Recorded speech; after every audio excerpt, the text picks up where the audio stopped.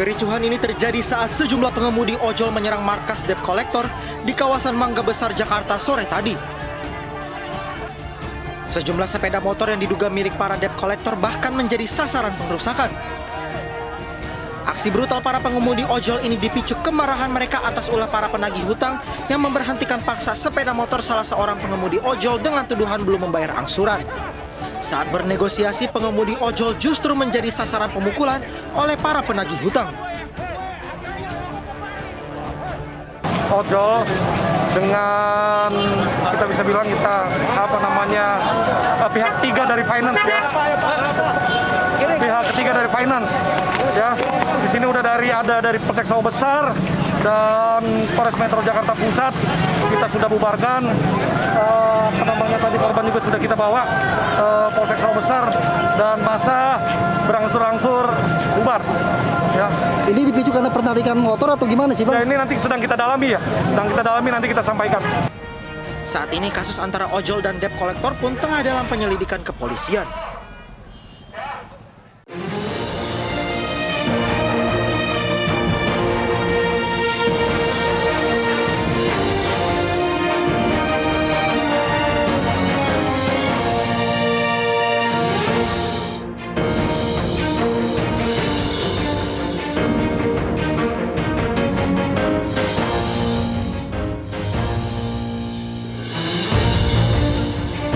Selamat malam, apa kabar Anda?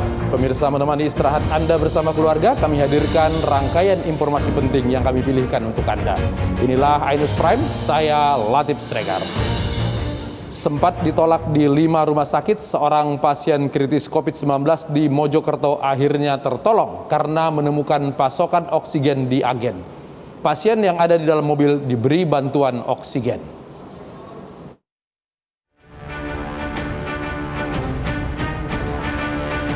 Seorang wanita berusia 60 tahun warga desa Jetis, Kecamatan Jetis, Kabupaten Mojokerto ini lemas tak berdaya setelah ditolak sejumlah rumah sakit di kota Mojokerto, Jawa Timur untuk mendapatkan perawatan. Ia mengalami sesak nafas dan membutuhkan oksigen. Oleh keluarganya, ia dibawa mencari oksigen ke beberapa wilayah di kota Mojokerto. Beruntung seorang pedagang yang dihampirinya memiliki pasokan tabung dan oksigen dan langsung diberikannya. Ya mulai setengah 6 loh, saya putar-putar ke rumah sakit sampai informasi ke Mojosari katanya penuh gitu ya. Ada berapa rumah sakit yang sudah dikunjungi tadi? Ini Mojokerto ini semua. Ada 5. Iya sampai itu Ciko itu. Sejak sepekan terakhir, permintaan tabung dan oksigen di kota Mojokerto meningkat tajam. Dalam satu hari, permintaan dapat mencapai 10 tabung oksigen oleh warga untuk merawat pasien yang menjalani isolasi mandiri.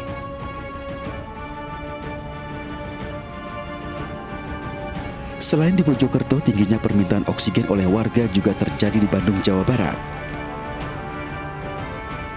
Sejak beberapa hari terakhir, agen penjualan tabung dan oksigen kewalahan memenuhi permintaan warga.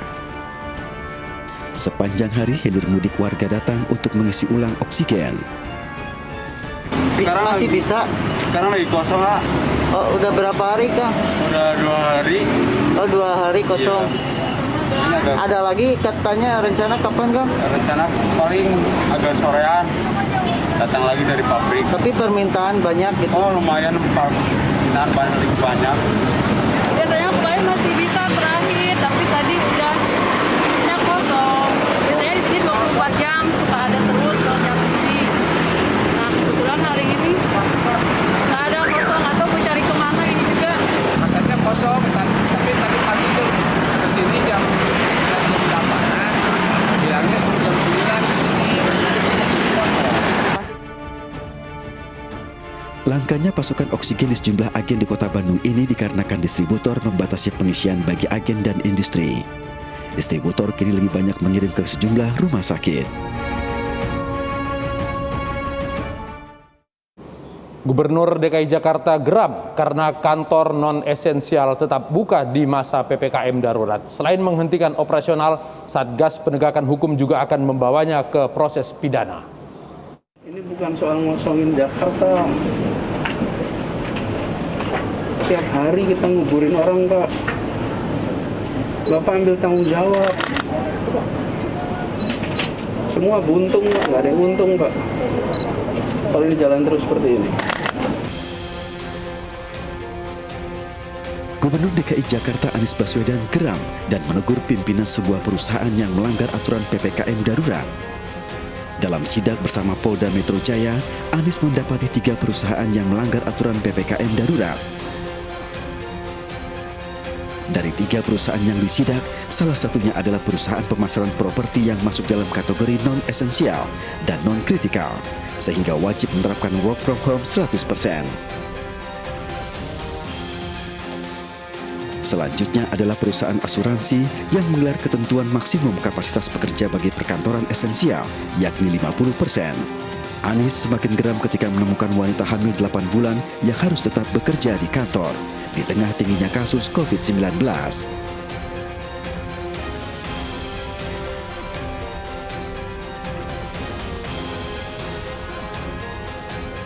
Apalagi ibu hamil masuk. Ibu hamil kalau kena COVID mau melahirkan paling susah.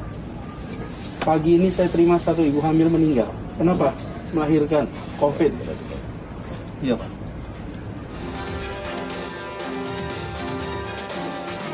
Hari ini dan hari-hari ke depan kita masih dalam kondisi wabah.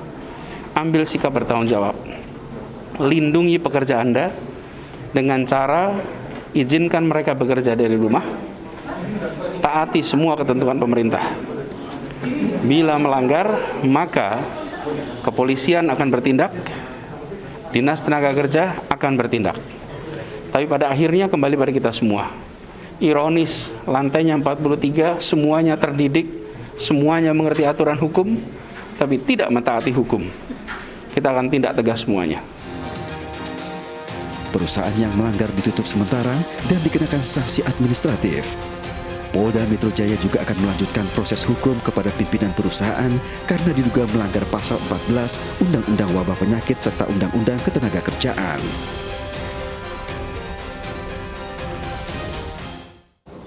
Terkait dengan perusahaan yang tetap buka di masa PPKM darurat, kita akan berbincang dengan Wakil Ketua Dewan Pertimbangan Kadin DKI Jakarta, Pak Sarman Simanjorang. Pak Sarman, selamat malam.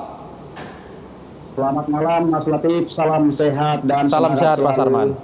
Kenapa di masa PPKM darurat ini masih ada perusahaan yang buka? Apakah sosialisasi yang kurang atau bagaimana?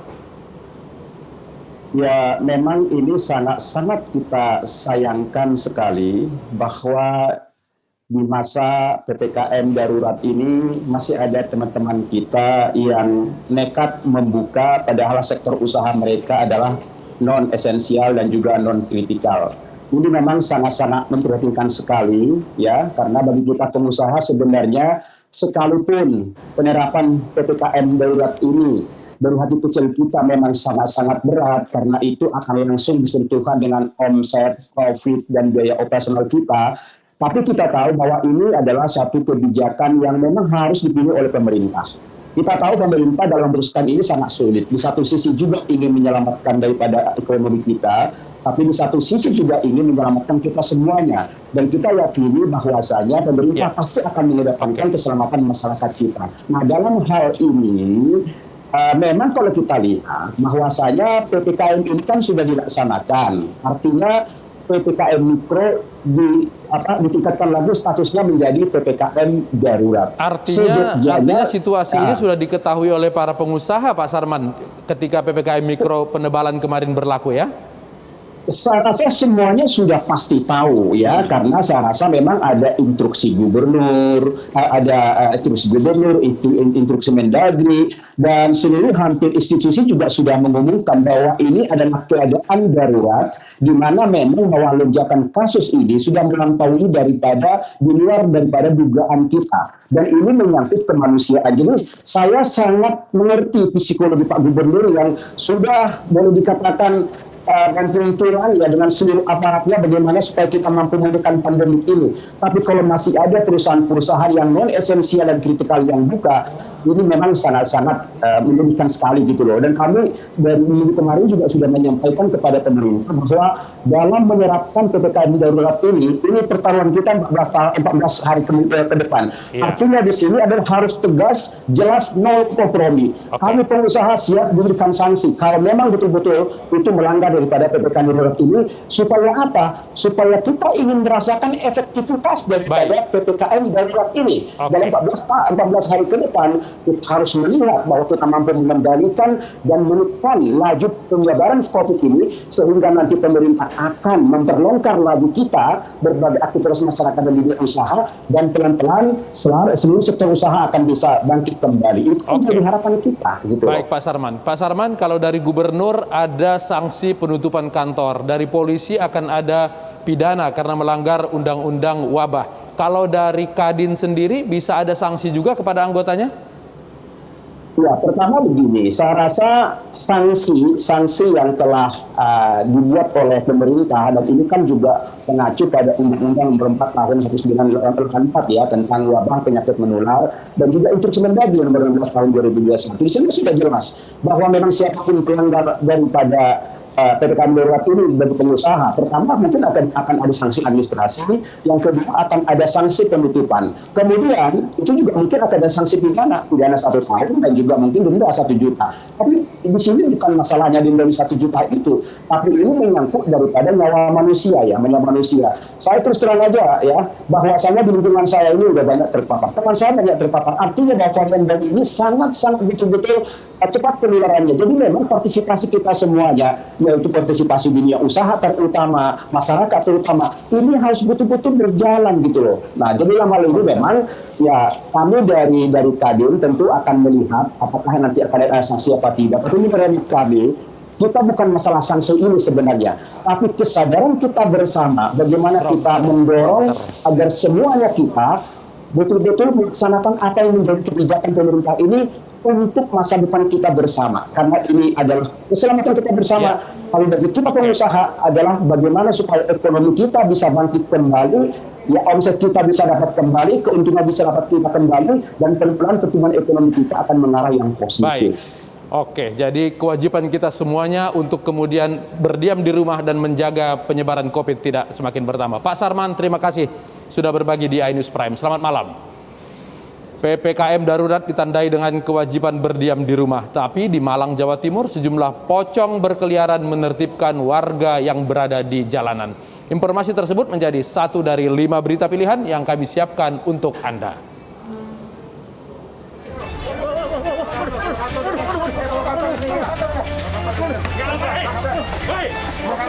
Gak bisa lah. Kericuhan ini terjadi saat seorang pedagang kaki lima di kawasan Blok G Tanah Abang melawan petugas saat dirazia. Pedagang ini menolak dirazia lantaran khawatir kehilangan mata pencarian jika tidak berjualan lantaran PPKM darurat. Dirinya berharap PPKM darurat memperhatikan nasib para pedagang di kawasan Tanah Abang. Kalau kita nggak usaha, kalau kita nggak dagang, ya mau ngapain? Emang pemerintah cukup buat ngasih semuanya? Enggak kan? Kita suruh istirahat doang, nggak dikasih apa-apa. Kalau semua merata, tunjangan merata, oke lah. Melakukan pengawasan terhadap sektor-sektor yang non esensial, ya, yang kemarin kita masih mendapatkan adanya pengaduan, masih banyak yang beraktivitas. Antrean ambulans ini terjadi di halaman parkir Taman Pemakaman Umum Kober, Petamburan, Jakarta. Ambulans dari sejumlah rumah sakit ini terus berdatangan silih berganti untuk mengambil peti jenazah. Tingginya angka kematian akibat COVID-19 membuat permintaan akan peti jenazah dari seluruh rumah sakit rujukan COVID-19 di Jakarta meningkat. Jumlah permintaan setiap harinya mencapai lebih dari 100 peti. Senin kemarin, Jakarta mencetak angka kematian tertinggi selama pandemi dengan 127 jiwa dalam satu hari.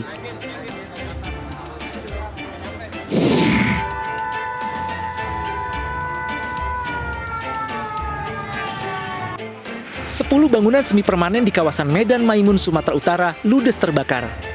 Banyaknya material yang mudah terbakar membuat api terus berkobar dan dengan cepat menjalar ke bangunan lainnya. Bangunan yang terbakar sebagian besar adalah kios-kios tak berpenghuni. 8 unit mobil pemadam kebakaran diturunkan untuk menguasai api. Si jago merah baru berhasil dijinakkan setelah 1 jam upaya pemadaman.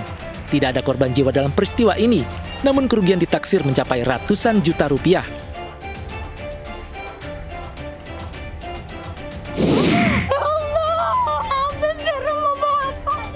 Inilah detik-detik saat sebuah rumah semi permanen milik Pairin di Desa Pinangripan, Asahan, Sumatera Utara terbakar.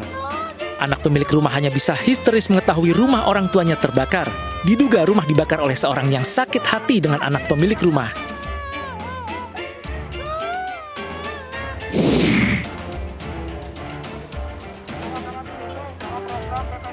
Pemandangan berbeda saat PPKM darurat ini terjadi di Malang, Jawa Timur. Di tengah keramaian lalu lintas, pocong-pocong justru bermunculan ke tengah jalan raya.